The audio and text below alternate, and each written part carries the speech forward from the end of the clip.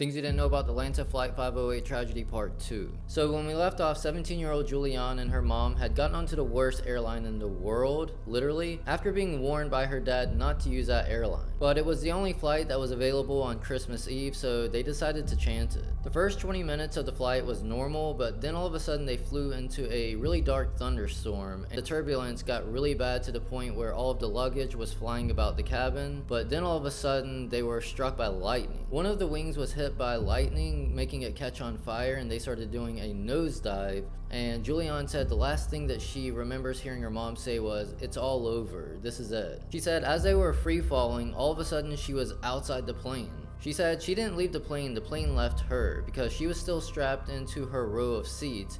But when she looked, her mom wasn't there, and neither was the guy. So she's literally strapped to a row of seats falling out of the sky from 10,000 feet towards the Amazon rainforest. She was falling so fast that the seatbelt was making it hard for her to breathe, and she was almost like passing out from that. She said she did kind of fade in and out of consciousness. As she came back to, she said that she would just see like a sea of green that looked like broccoli getting closer. And that was obviously the canopy of the tropical rainforest.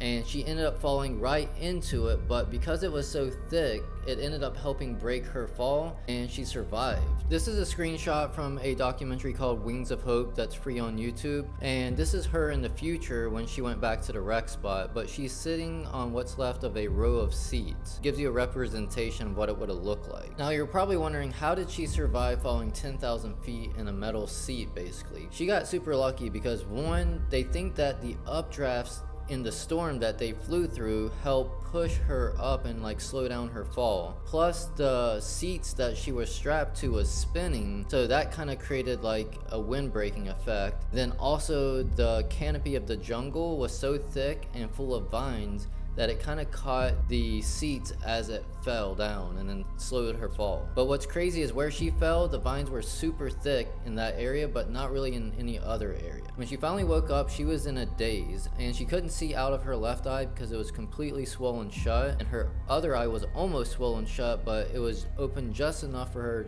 to be able to see. She had a broken collarbone, and the bones were overlapping each other, but it didn't break the skin. And she had a pretty large gash on her calf that was about an inch deep.